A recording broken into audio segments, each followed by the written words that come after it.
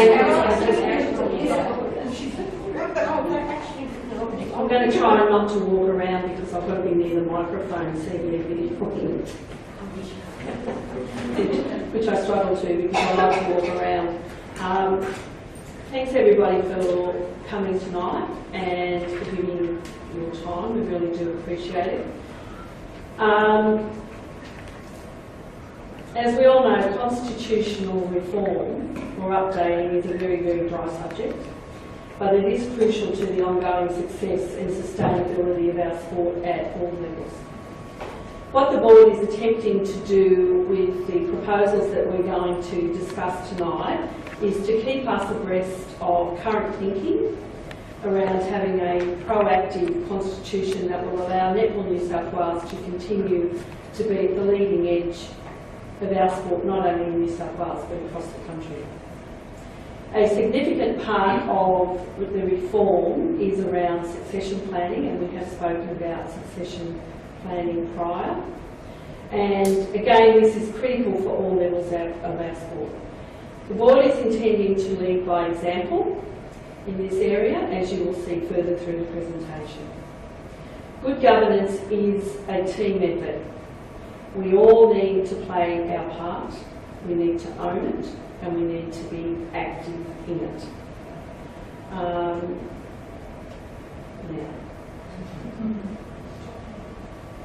Here we go. So a bit of housekeeping. Some people are watching online.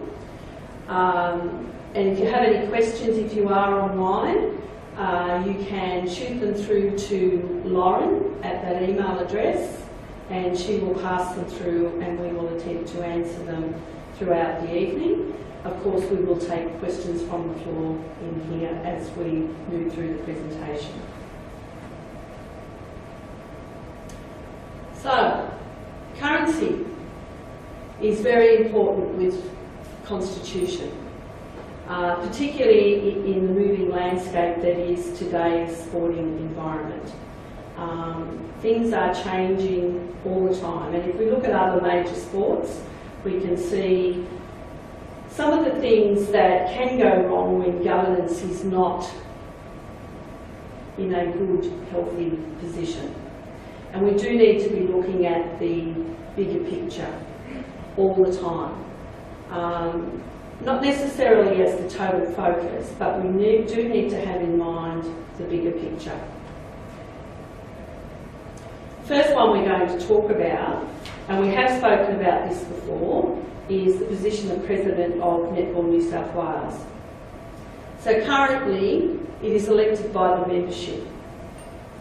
And we want to have a discussion with you around whether it should continue to be elected by the membership or by the board. So the President is also chair of the board.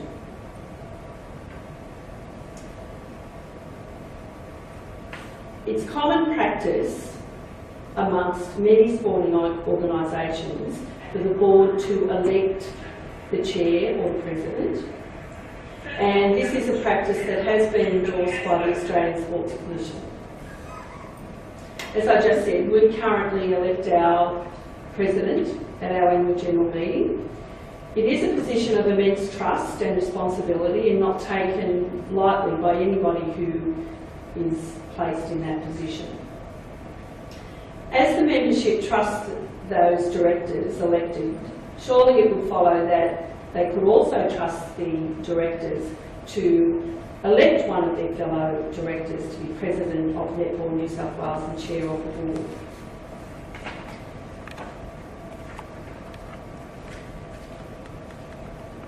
Before I go, I'd like to hear what you think about that before I move on to the next part of this question. So, is anybody happy to put forward a comment? Yes, Lynn. Oh, no. We'll just wait for the microphone, thank you. My opening remarks would be that personally, I haven't heard any change from other associations that I've spoken to over the last 12 months as to when this question was raised before. and I think the opinion then was that the membership felt that it was within their scope, that they really felt that they wanted to still elect their president. Fair enough. Any other comments? Well, is provided for We just need to wait for the microphone. Sorry, just thanks. Everyone else might hear you. just to let you know that is provided as a group to. Does agree with that? We would like to. Okay, yes.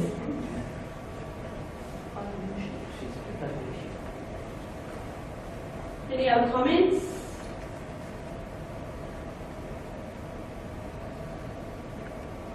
Okay, then I'll move to the next section, and I'll probably know the answer to this one now. Is it time to cast the net wider and include our appointed directors in this mix?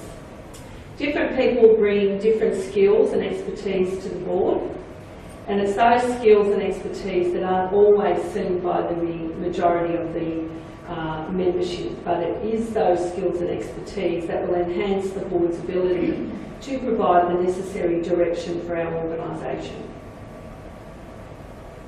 So again, I would canvass your comments.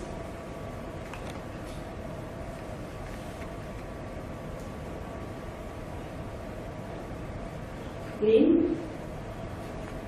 Well, as you know, Wendy, I was never a fan of the appointed directors. I have lived with it for a number of years now.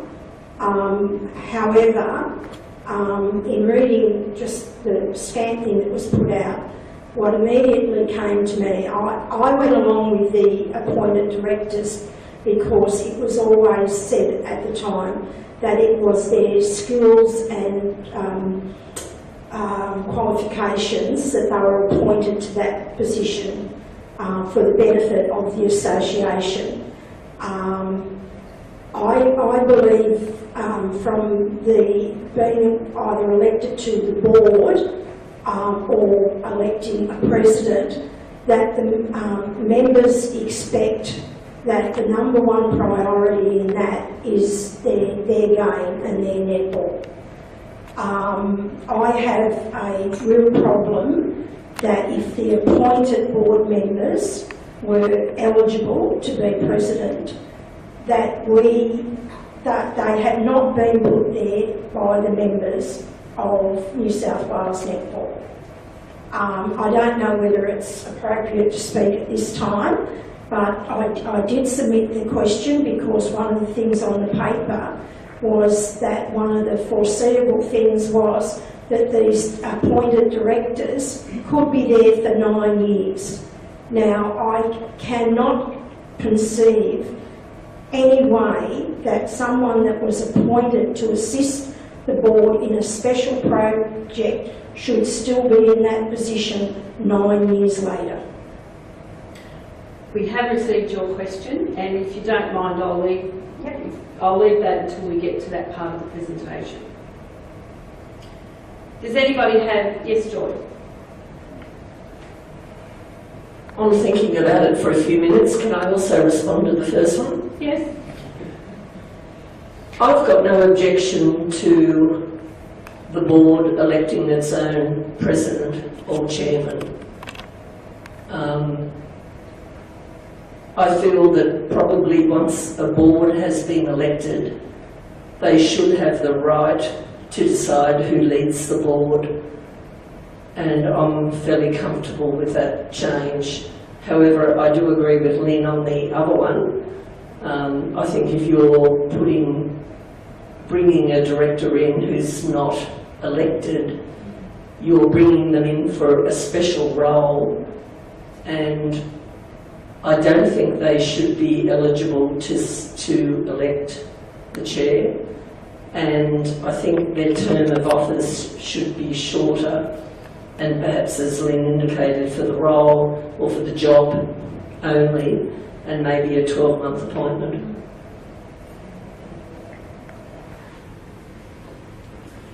Okay, perhaps I need to answer that question now that is further through the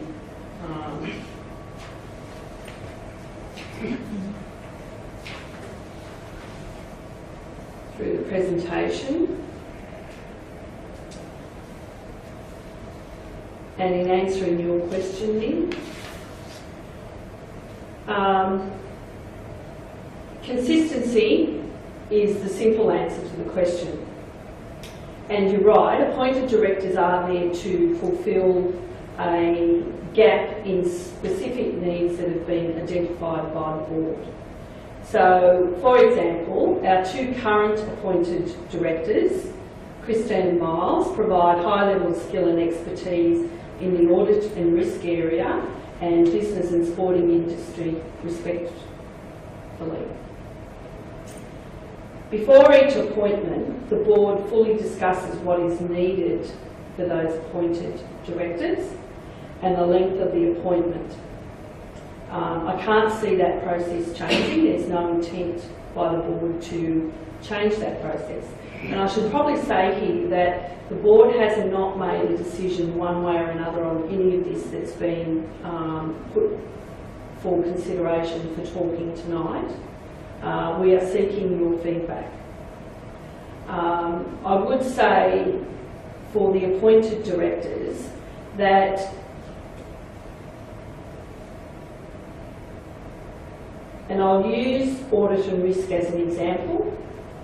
The high-level audit and risk skills that Christine has brought to our board, the organisation has benefited from.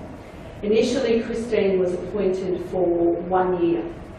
Then the board had another discussion around, do we reappoint, and if we do, how long do we appoint for? So Christine was appointed for a further 2 years, which is in line with the current appointment of an elected director for 2 years. The maximum of 9 years, do I see an appointed director being there for 9 years? No, not really, I don't.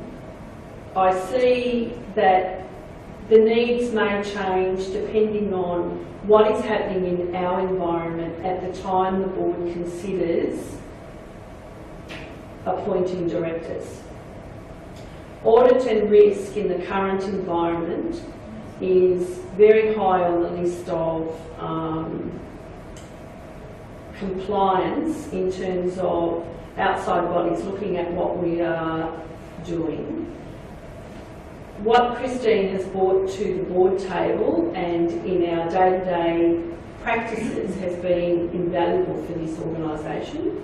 And that has been borne out by KPMG and the responses that we get when they do the auditing process, in conjunction with Mike as our corporate services manager, who has day-to-day responsibility for the financial area of the organisation.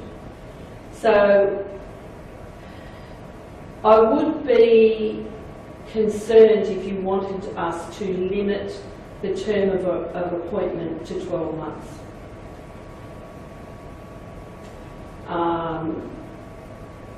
If I was to look at the building of this building, which went for a lot longer than 12 months, not that the board has any intention to build another building, but I think things need to be looked at on the merits at the time as to what is happening inside our sport, and then the appropriate decisions made on terms of appointment, with the absolute maximum of being 9 years. Does that answer your question? Well, it's sort of your answer to it. I still can't conceive that that type of position would ever need that. I would be more convinced if you were saying that it would be a maximum of going along with what you've got there of a 3-year period, that the elected board members, it's a sort of elected every 3 years. I would feel, because again, taking your point that their expertise in whatever area is that, again, things are changing all the time, and I would think that after 3 years that you would be looking at someone else and maybe even in the same field, but then are, because things change with those tax and all that all the time, that then you would be looking at someone else for 3 years. But as I said, for me, I couldn't think of an appointed director being there in that position for 9 years. Okay, so you're saying a maximum of 3 years? I Yes, personally, yes, that's what I'm asking. That's A maximum more of acceptable. 3 years? Even if it was the same position, so if I use audit risk again as an example, then if the board felt that they still needed somebody in that area, you would want somebody new coming in. Well, again, new ideas, we're saying all the time, and all of us have to accept new ideas, and that would be something that I would perceive as a benefit to the association. Okay, anybody else? Jenny? Thank you. I think it would depend on, first of all, I'm not in favour of a 9-year term, but I think it would depend on the scope of work. So if you were doing an audit risk thing with this centre and it went over a period, or just at 3 years' time that person hadn't finished all the work, I couldn't see the point in appointing someone else new, because that's sort of like going back to the beginning again. I would prefer it to be 3 years, and if the scope of works is not finished and everyone is happy with that person's workflow, then they could be reappointed for possibly that next term. I would be looking at maybe, I wouldn't like to cut someone off after 3 years, because I think we'd be cutting off our nose just by our face. I think it's got to be in line with whatever the task is that that person is working on.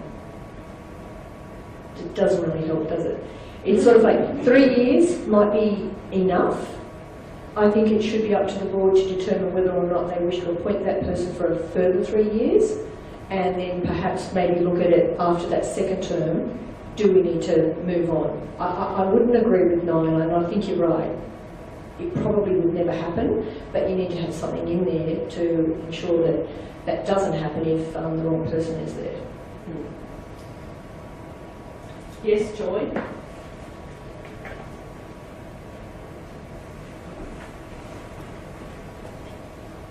I understand your point you made then, but if it's audit and risk, that's a forever role. That's what I'm saying. If it's a building, it's short, it's a term. That's right, that's why I'm not focusing, I'm saying on the scope. So if it's something that would be ongoing, I have no issue. But I wouldn't like everyone to be there for a 9-year period. Yeah, I agree with that, but I'm also thinking if you're wanting a director to be responsible for audit and risk, you need someone there, not as an appointed director, you need someone with a staff or someone, I don't know. It's what Christine brings, and I can give you a polar opposite example, if you like, with Miles. So Miles has been brought onto the board because of his specific skills in business and the sporting industry around the management of things like elite athletes. He was the CEO of the Sydney Swans. So at the moment we have an issue sitting inside the Suncorp Super Netball environment around competitive balance. Miles has a lot of expertise in that area because of what he went through as CEO in the Swans. So that expertise that he brings will be invaluable to us in trying to work through that minefield with Netball Australia going forward. Do I see him being there longer than 3 years? No.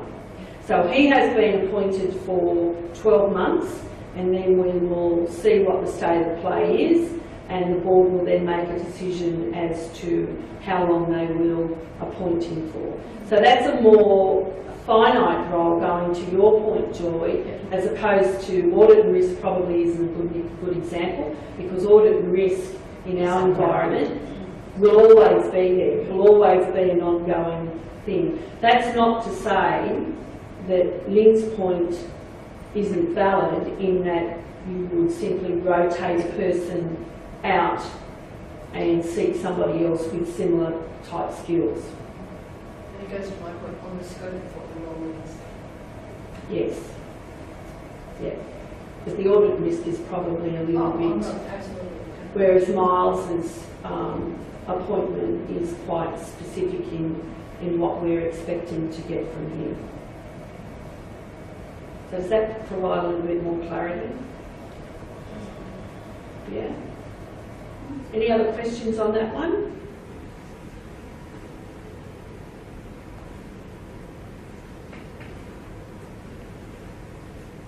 Okay, so the change in the length of terms for the elected directors. So currently, a director can serve a 2-year term for 5 consecutive terms to a maximum of 10 consecutive years. So we want to see what you feel about moving to 3 by 3 consecutive terms with a maximum of 9 years. This is currently considered best practice in corporate and the sporting industry. So, comments?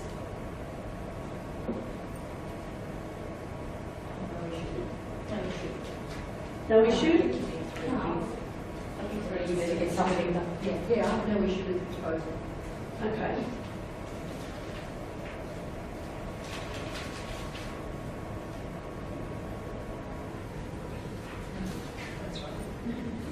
So with this one, there is a possibility, and I want to point this out to you, that a director may, if this comes in, and some of the current directors are re-elected, there is a possibility that a director may go over the 9 years if they're re-elected.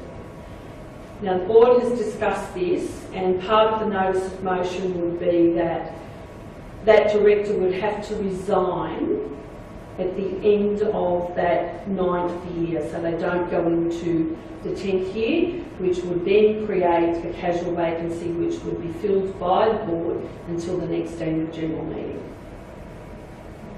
until it all rolls out. It will take a couple of years if that happens for that to level itself out, and then we get on to the 3 by 3. Unless we have a director resign in the middle of a term for some reason. But the expectation would be in that, at the end of that 9th year they would have to resign as a director. Any questions on that one?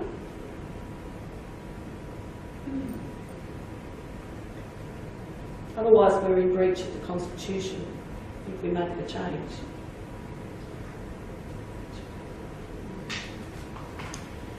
Okay, so there it is there. The casual vacancy process already exists in the current Constitution. So the next one is we want to see what you think about reducing the number of elected directors. And again, the board hasn't made a decision. We are just seeking your opinions and feedback. So the current composition is there. So 7 directors, 2 appointed directors, CEO is a non-voting director, so there's 10 in total. And we're asking for feedback on how you would feel about reducing the elected directors to 5. Now, there was a question about that from Eastwood Ride, I think. And the question was, if the number of elected board members are reduced, will there be more appointed corporate board members who have no background in netball, just background in making money? And the short answer is no. It is not the board's intention to increase the number of appointed directors. The board understands fully the importance of retaining the netball knowledge. And if any of you have been abreast of what has gone on at the Netball Australia level over the last couple of years, you will see that the states have been very aware of the lack of netball knowledge sitting on the Netball Australia board, and our board have been keenly involved inside that process. So they're very aware of the importance of the netball knowledge. So no, we're not going to increase the number of appointed directors. Does that answer your question? I didn't read the rest because the answer is no. Rationale? 5 to ask him, 7 to 5. What's the rationale? 5 to 7 is considered a good working number of directors. Is that push coming from the Australian Sports Commission? Well, look, I wouldn't say it's a push. They put it out there, and our board decided several years ago now that we would always look at the information that came to us from the Australian Sports Commission. We would look at our environment. If it works for us, if we think it will work for us in our environment, then we will attempt to take it on and try and get it in place. If we don't think it will work for us, then we don't do it. We will not blindly do what the Australian Sports Commission says. The board has quite robust discussions around the information when it comes out, and we make up our own minds as to whether or not we think it's good for us or it's not. If it's not good for us, we don't do it. The board hasn't made up their mind? On 5 or 7, no, we're canvassing, like I said, we're canvassing your feedback. So there's been no decision made to reduce it to 5 or to keep it at 7.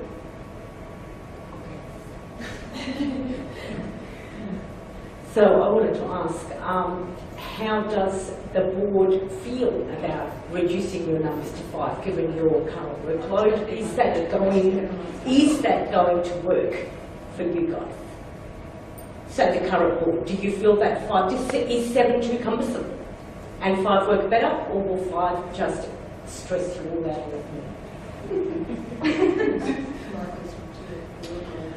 We don't have a crystal ball, and the workload needs to be shared. The workload for all board members has increased, I would suggest, since we were all elected at varying times over the last decade or so.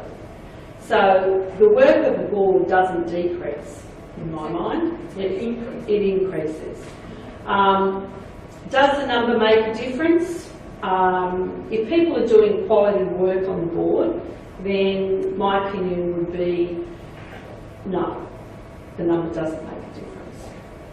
It's about the quality of work that is being done. Yes, but if you don't have enough people to do it, what will the quality of work suffer? If you've got less people doing more work, what's the outcome? Do you think it will remain the same? Look, honestly, maybe my fellow directors would like to comment on that. We have very good professional staff. The board is not operational, it is strategic. Having said that, there is work that still has to be done. And I guess I'm sitting on the fence on it, probably. Okay, well, that would be my concern. That's fair enough. Did you want to make a comment, Carol? I'm sitting on the fence too. And it certainly is us trying to judge what people think. The boardroom does get a bit full now with 2 appointed directors. It is a different atmosphere with decisions between 9, but it works. We still work very well. The idea of reducing it was a little bit of an opportune time at the moment with perhaps some of the current directors not standing again in the next year. Is that a good time to think about reducing it over the next few years? And one of the things that we've discussed at length is the amount of work that perhaps someone Wendy carries as president, and how that's going to be shared around when she is not the person in that position in the future.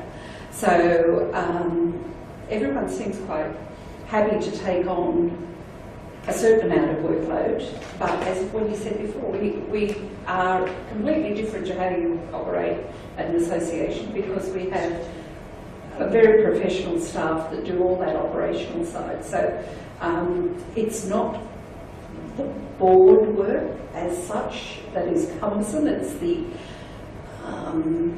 representative things that become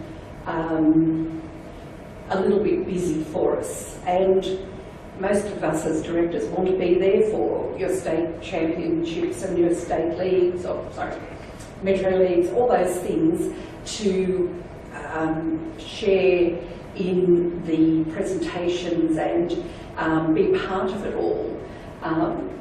And we just need to share that around. When you have a week where you have 3 Metro Grand Finals, it's not fair to ask one person to be there 3 nights in a row. So we just have to be a little bit more organised on how we share that workload. But that's a completely different story to the work of the board doing the strategic thinking and planning, which can work with 7 or 9 or however many you like. Sorry, we rambled. No, that's all right. Can I just ask another question that's come out of that? Yes. Oh, sorry. I didn't realise it was microphone me. Sorry, thank you. I guess my question wasn't only about the sheer numbers from 5 to 7, it's also the skill sets and the different skill sets that each board member brings. When you've got 7 people, you've got a lot of varying degrees of experience and that people can bring to the table. When you've only got 5, will you be missing or losing an area of expertise and experience that you perhaps might need? You've just got less brains in the think tank.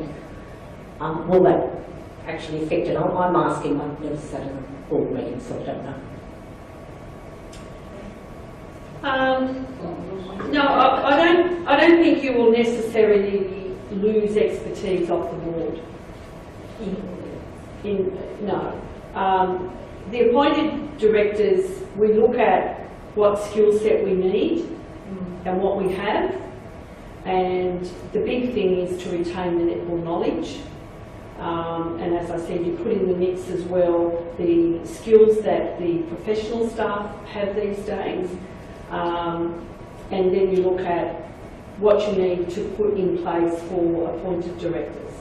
So no, I don't see that you will lose anything if there is a reduction in numbers. Thank you. Now, Rodney. I was just going to say that certainly from the 2000s onward, the board was for quite some time more of an operational mode in terms of what we did. There were portfolios and things such as that. The board is now very much strategically oriented. That's how we work, and we employ a very, very competent professional staff who do the hands-on work for that and put those proposals to the board for their consideration in a strategic sense.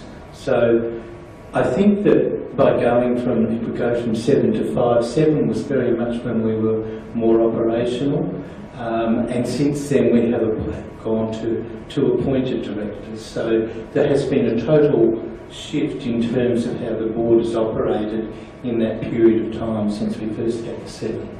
I get a sense of the point, it's not going down to 5. Yeah, but like I said, we haven't formed an opinion really. Yes, Lee. My concerns with if it comes down to 5, and again I look at it from a voting perspective, I'm quite sure if there was 5 there, the work or whatever way you want to describe it would be still done, covered by the 5. But I have a concern that then coming down to 5 elected, and then you've got 2 appointed directors who have a vote on everything, because they're there. So every vote that's taken at the board level involves the 2 appointed directors if they're at the meeting.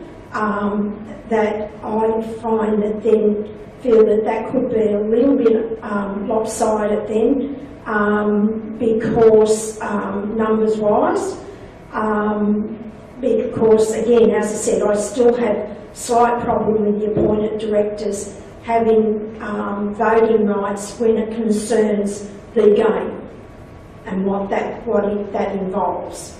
And that's why my concern would be if you dropped it down from the 7 to the 5, that could become become lopsided. My answer to that would be in 5 beats 2 every day of the week. And I would have to say the people that we have appointed to the board are of the very highest integrity, who seek the advice of those on the board who have the netball knowledge and listen to what they are actually saying. So I have no problems if it moves to 5 in terms of what you raised in terms of voting, because 5 will beat 2 every single day of the week.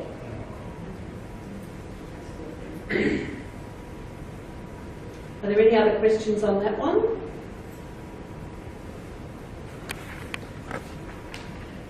You got a question, Jenny, or you just... Yeah, forgive me because I haven't read about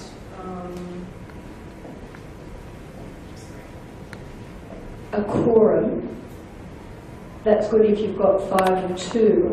What would be the quorum? And I'm not entirely sure. What happens if there are 3 directors away? Then it becomes almost... I'm asking what the new quorum would be. I think from memory the quorum, there has to be a majority of elected members in the room. Right. Well, that, So it would never get to 2 elected and 2 appointed No, and that's not a vote. Yeah. Or, No, I know that. I'm pretty sure that, and I don't have it in front of me, sorry. Yeah. You look it up. No, I'm pretty sure the quorum has to have a majority of elected elected members. members. I think that's the point I was going to ask. Yeah, that's right. Yeah. It's just a good question to ask.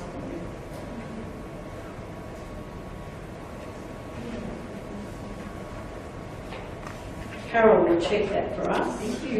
Thank you, Carol. I find it pretty believable. And that's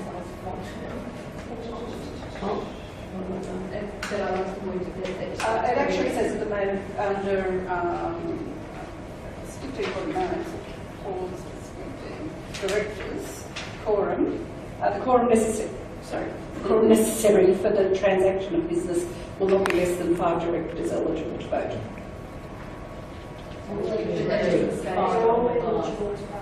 Yeah.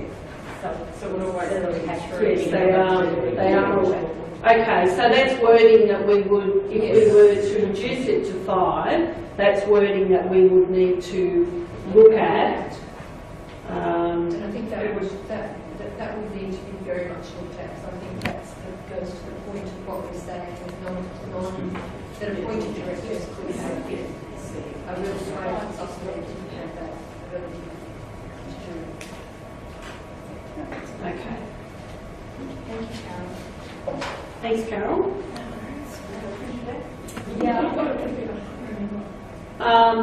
We've covered off on this one. Did anybody have any other questions on this one whilst we've been talking? I think we covered off fairly well on that one earlier.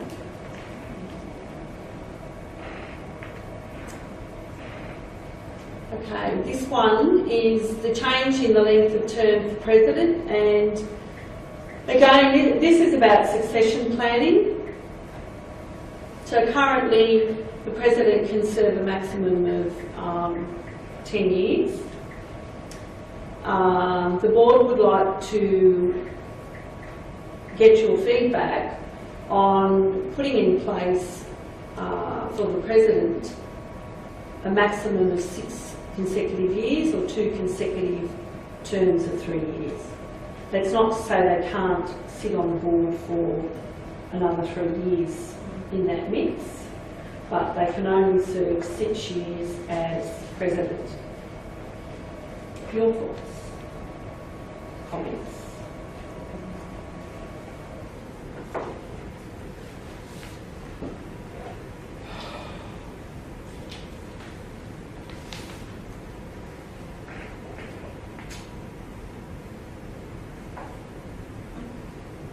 Stunned. Just thinking legal systems. It was very Prime Minister, Prime Minister forever, it's very, two terms. So it's kind of like, one doesn't another. Do you know what I mean? True, but in the political system, if we're honest, in this day and age, and in more recent years, it's been more volatile movement than in the 70s and 80s. So I think it reflects what's life. I think too, the board in its discussions, we touched on things like succession planning, sustainability, not burning people out, new vision, new people on the board. They're the sorts of things that came up in our discussions. So you might like to think on that. There will be an avenue online for you to be able to provide feedback once you leave here tonight.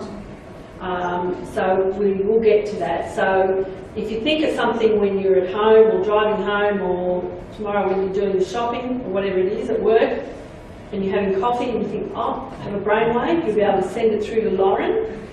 Yes, Joy? I just think it falls in with your other proposals, so I've got no objection to it at all, to be honest. I just think it's in line with the whole thing package. Well, the consistency is keeping to those, the 3-year terms, it's just limiting 9 them. and 10. Yeah. Sort of, sorry, 6 or 9. My only question is, what's the difference between 6 consecutive years or 2 consecutive terms of 3 years? Why is Reappointed. Well, there you what 6 consecutive years? It's 2 terms of 3. It is, but it seems to imply that you could do something else in between, like sack them after 12 months. Also, it just doesn't. I don't know. Don't read anything into it. Okay, It just means sorry. Just pretend I 2 didn't. terms Just of pretend I didn't ask that equals question. 6 consecutive years. Yeah, I just don't think. Yeah. Maybe it's the way I'm I'm just thinking maybe the 6 consecutive years may be because if they don't change the 2 consecutive terms of 3 years, you've still got your 6 consecutive years rather than your 10. So even if you're doing 2 years, you can still do 6 rather than 10. Yeah. But I also think with the 3 years being the 2 consecutive terms for 3 years, well, they're not going to come straight in as president in year 1. So they're going to have 3 years on the board, then they'll only get 2 consecutive terms. Well, We actually don't know that. That is a possibility that somebody may do that. Yeah. Yes. But in my mind, the thinking would be that they would be there for perhaps a term before they were elected anyways, which would bring them out to their 9 years, if they were there 6.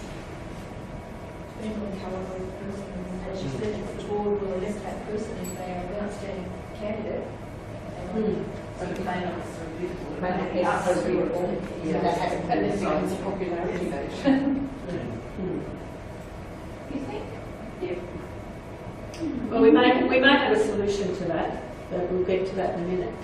So, you don't really have a problem with this, is what I'm hearing? No?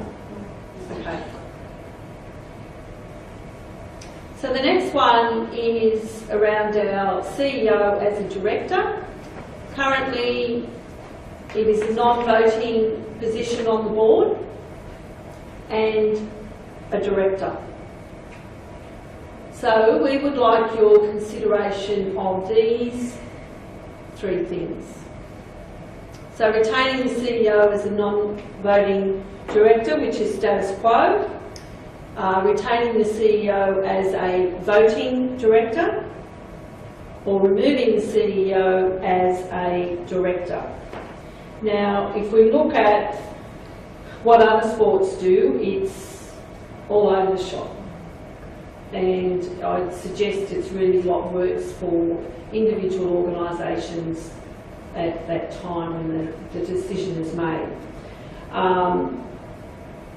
Now, I think it would be fair comment to say that our current situation has served the organisation well for however long it's been in place. It's been in place for quite some time.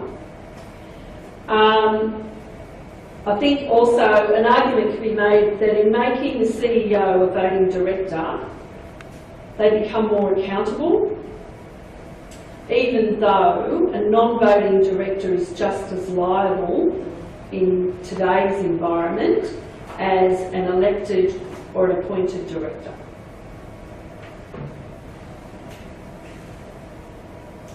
So removing the CEO as a director may cause some issues around the effective and efficient management of some day-to-day operations of the organisation. And an example of that, I would give you the signing of most contracts these days require the signature of the director and the company secretary. So at the moment it's no problem. Carolyn signs as a director, Mike signs as the company secretary. That's okay. It is possible to delegate authority to the CEO to overcome the difficulty of that position not being one of director. But it's also fair to say that some of our sponsors may not be comfortable without the signature of a director. And these days, with the busy lives that people lead, it's not always possible to have a director in the office when these things need to be signed, or to have easy access to a director. So there's a number of things for you to consider there, so I'd be interested in your initial thoughts. Yes, Lynn? My first question would be, Wendy, because we've just gone through the number of directors, so whether it was going to be 9 or 7, made up of elected and appointed directors. If then you then brought the CEO and it was a voting director, you immediately go to an 8 or a 10 situation. We're currently at a 10. Why are we at 10? Sorry? 9 voting. 9 voting, but there are 10 directors on the board. Yeah, I know, but I mean, the CEO has always been a non-voting director. Yes, that's correct. So again, as I said, to me, it affects the vote. In regard to, I believe, support that a director should be a signatory at times, but I felt in this day and age, even though I'm behind the times, that electronic signatures are accepted as legal these days, and it's only a matter of sending someone the forms who sign them and who scan them and they come straight back. So I don't really see that there's a problem that if there's not a director on hand in the office at that immediate moment to actually sign something. Not everybody accepts electronic signatures on contracts. I actually have clients who won't accept electronic signatures. Again, so there are some outside what is considered normal. I would feel that it would be very rare that on a particular day without notice you suddenly had to have a contract there that had to be signed by a director. Again, it's managing your business, isn't it? And that's part of managing your business. I don't really see that as a real problem. I can tell you that during the process for getting the SSN off the ground, there were a number of times this year when contracts had to be signed in a very, very short space of time, and it would have been impossible to get a director into the office in the time in which it needed to be done. Now, I don't anticipate that we're going to have a competition change like we had this year, next year, but that's not to say that those instances won't arise. So I guess what the board is looking for is that flexibility to be able to not be honed into a corner where we need to do something but we don't have the mechanism to do it. Well, you've already got the mechanism there, it's just you can retain a CEO as a non-voting director. Yes, we can.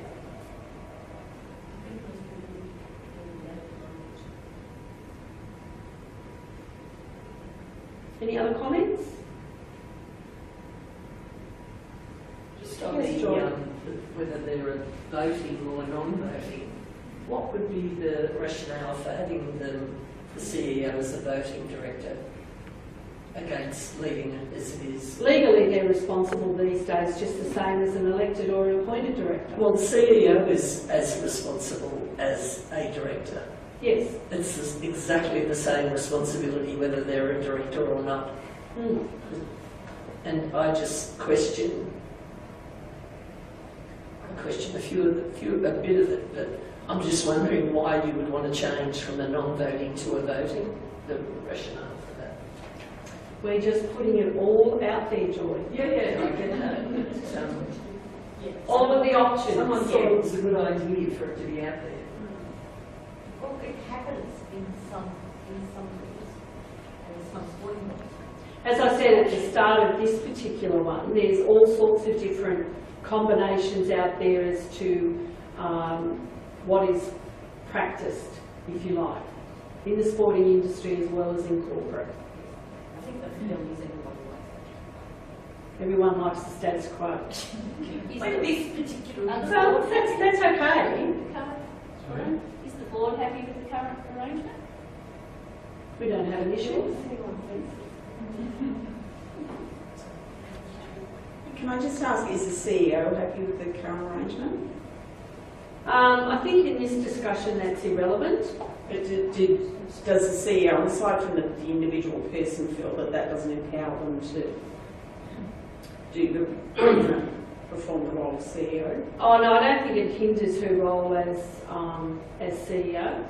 So I guess, sorry, I mean, they still have a voice at the meetings, is what I guess I'm saying. So Yes, the at CEO. board meetings, they still have Yes, a seat at the table, not just. unless we are speaking about CEO performance or some things that are directly related to that particular position, then the CEO may be asked to leave the room for that part of the discussion. Yes, Ruth. In reply to your question, Anne, in the 10 years I've been a director, I can honestly say the CEO has been asked to leave the room twice. So the CEO certainly has a voice as a non-voting director.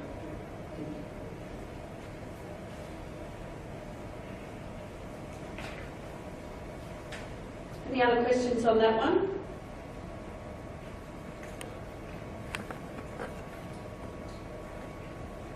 So, the board has decided to institute a nominations panel.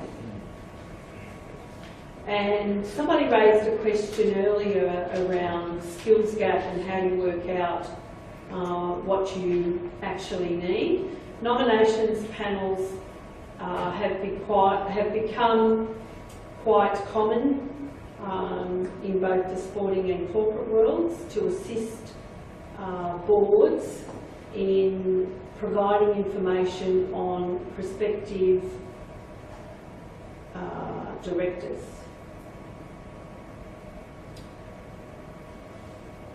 So that's what the vision for this panel is. The panel will consist of 3 elected members from council and 2 directors who are not up for re-election. So, wrong button. So the process will be that we will need to bring forward our call for nominations. Prior to that call for nominations being done, the board will do a skills matrix for the current board and work out what, if any, if there are gaps there that we need to fill in the upcoming elections.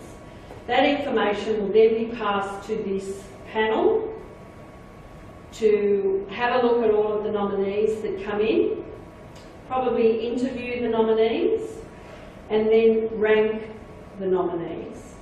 They will not tell you how to vote. They will rank the nominees in terms of the information in the skills matrix. It will still be up to delegates and associations to advise the delegates how they wish to vote.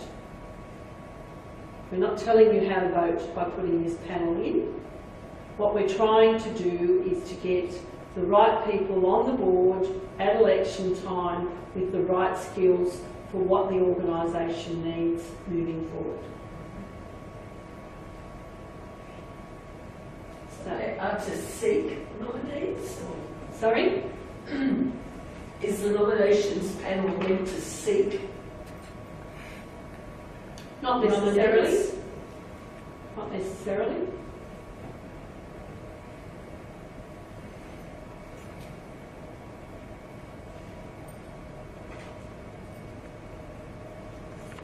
I guess they may do if there's someone sitting in their association who they think is absolutely brilliant and will do a good job, then they may encourage them to stand.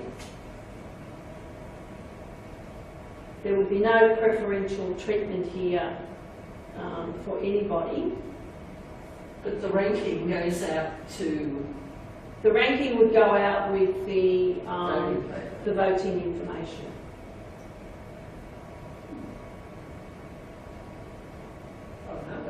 So it would just be their ranking, it wouldn't be, normally they send out. Oh, they would still do that. They would still do that. Yes. So you get to make a choice. Keep in mind, the ranking is about what the skills matrix that the board have given to the panel on what the organisation needs for the next period of time. We elect the 3 members for council or Yes. the board? No. Then are we going to, who's going to rate those 3 people? You will vote. There'll be a voting process. But we don't know if they have the skills to be on this panel. Well, that's up for you to decide. You have to decide. And again, I'd suggest that they will need to put out a blurb if they put their hand up. And we would have a similar voting process as we have for the board now. So if two nominations were from an association of one of these elected members on the nominations panel, then they would have to remove themselves? I would suggest so, because that becomes a conflict of interest. So this will all be in writing? Yes. Okay. This is an interesting one. What happens if you don't get people that you nominate to be elected to this council? Then the process won't happen, Sorry, which would be a shame. sorry, I couldn't hear that. Sorry. What if we don't get nominations to have an election for 3 members from council? Then the process won't happen, which would be a shame. So that will be a change to the constitution. So that this nominations panel will be a... No, this doesn't sit inside the constitution at all. This is a panel that is put in place by the board. The board has the ability to be able to do that. Yes. Rather than okay. So the board selects the panel? No. The board will appoint 2 directors who are not up for election. Council delegates or the associations will vote for 3 members to go onto that panel. When would this happen at the November meeting? Extraordinary meeting, or would there be something? No, I think it would have to happen. I don't think we could get it in place in a month. Oh, I don't mean this year. I do. Oh, do you? Yes, I do. Good call. I'd envisage we'd have to have a vote for the 3 elected members by December, so that in January they can meet. The board needs time to work out on the skills matrix what the gaps are. The information to go to the panel, nominations to be called for, the panel to actually meet, interview if they wish to, rank people, and that information to go out in the appropriate time frame for voting to happen prior to the AGM. So if we're presenting this in November at the extraordinary meeting, We're not presenting this. oh, we're not? No. Doesn't need presentation to the council. It's a policy. How are you going to get your 3 elected members? Call for them. And when are we going to vote for them? I'd suggest before the middle of December. And so what happens when the board does their matrix and they're looking for that skill set, and that skill set is not coming forward in the nominations for directors? What happens then? You can't do, Just rank based on you can't do anything about that. If the skills matrix isn't being met, then you can't because that's a possibility. you can't disqualify everybody simply because the skills matrix No, I know. That's what I'm saying. isn't met. I think sometimes you might find that it would be harder to reach the skill set than what we might think. I don't disagree, but I think we have to try. 100%, I agree. I'm just sort of thinking it's the what ifs, because we all want a perfect world and we all want something to happen.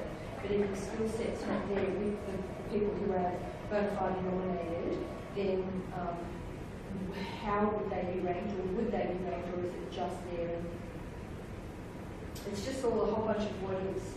I would suggest that you couldn't rank them off the skills matrix if they didn't meet the skill set. Wendy?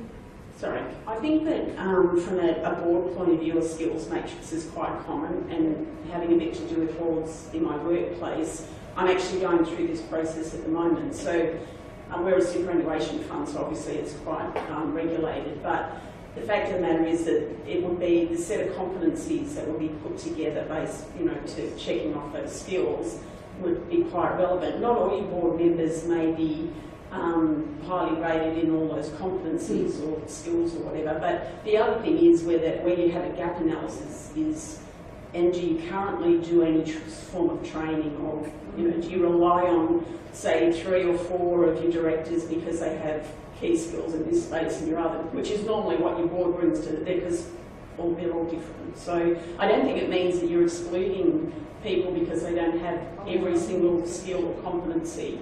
But it also, what does the board collectively bring in relation to upskilling, I guess, some of those directors.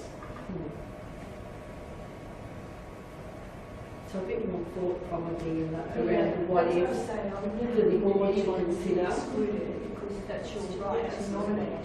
But I would hate to think that something went out with, this is what kind of better our skill set, because that could be quite damaging. I think importantly that nominations panel would actually have to be, really well versed in how that panel was performing. You wouldn't just take ad hoc nominations for that. Well, they would have to be better qualified than frankly what the board members would be in relation to that. In understanding what it's all about and how it works.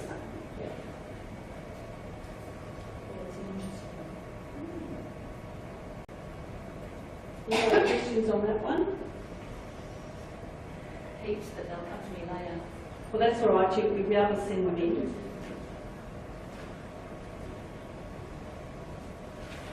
Or as an alternative, and I know there would be a cost involved, but it would be whether you designated an outside organisation to actually do this piece. So they're independent totally, and they're just assessing against certain criteria and giving just as an option.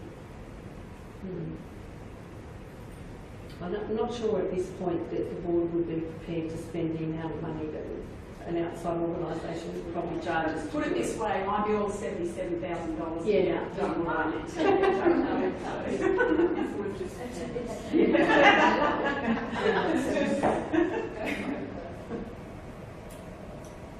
Have a think on that, and if you have any feedback for us, please send it in.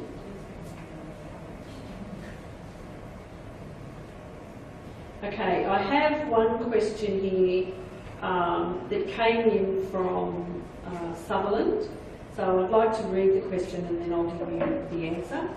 Can you explain what may have prompted the changes indicated and what the expected benefits are for netball in New South Wales with the changes?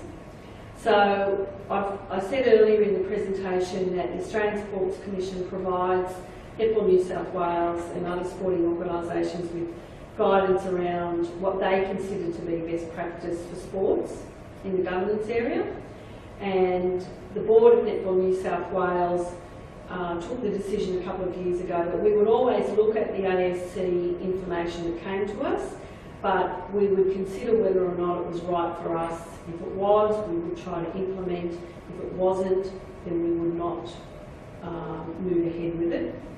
Benefits to netball in New South Wales. I did say earlier that good governance is important, and it's a team effort, and we all have our little part to play, and we have to own it and be active in it. I know it's a very dry subject, but our constitution is what provides the protection for all of us and our members. It's what keeps us out of trouble, if you like. Those that do not follow their constitution often end up in a pickle. If you don't like your constitution, there's mechanisms by which you can use to change it. But you need to be looking at your constitution to make sure it is up to date. And that's all the board is doing here, is ensuring that what we have in place is right for our organisation moving forward, in creating an environment where the sport can be nurtured, where it can prosper and hopefully grow in the very competitive world that is now the sports industry.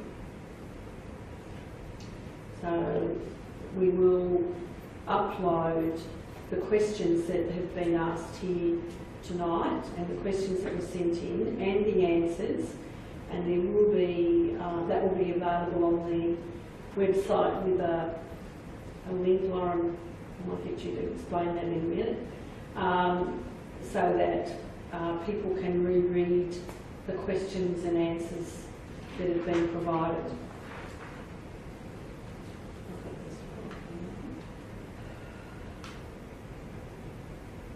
So, feedback and questions can be provided back to Netball New South Wales by 10 a.m. on Monday.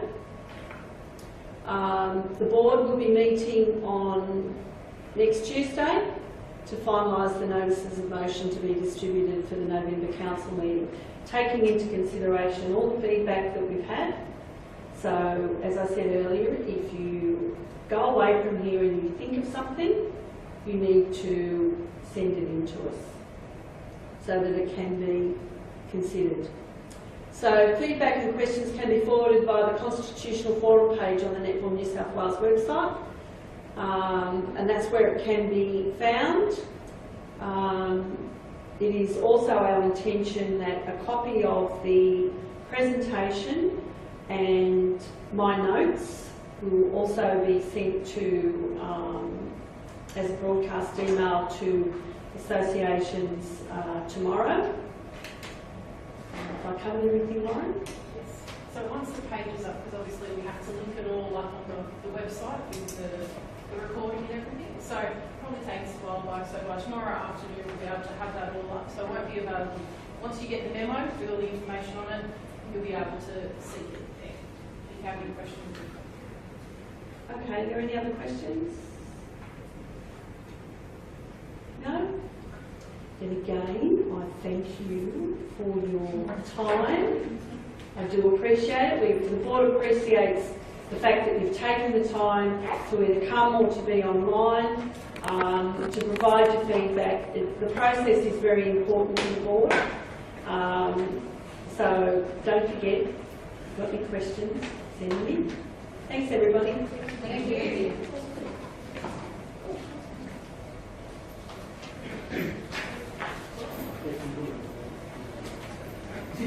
Oh, yes, just slightly.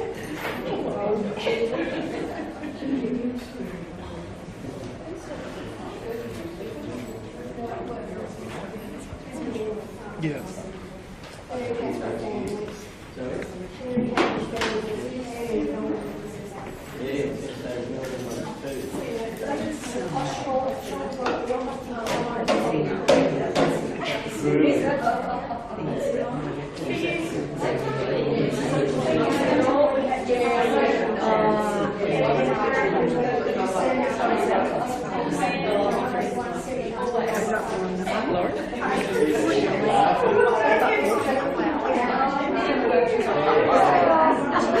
Unfortunately,